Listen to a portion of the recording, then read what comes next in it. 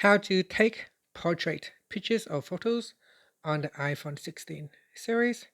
First, swipe up to go back to the home screen. On the home screen, tap on the camera app. Next, at the bottom, you want to swipe across until you can find portrait. Once you're in portrait mode, you can choose the type of lighting that you want to use. So here we've got natural light, studio light, we've got contour light, stage light, stage light mono, and high key light mono.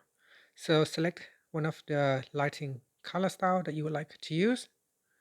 Here you can choose the focus as 1x, 5x, or 2x. And at the top here, we can change the exposure. You can increase or decrease the exposure. We can change the depth of field, and we can also change the undertones spatial color. So here we've got vibrant, natural, luminous, dramatic, quiet, cozy, ethereal, muted, black and white, stark, black and white.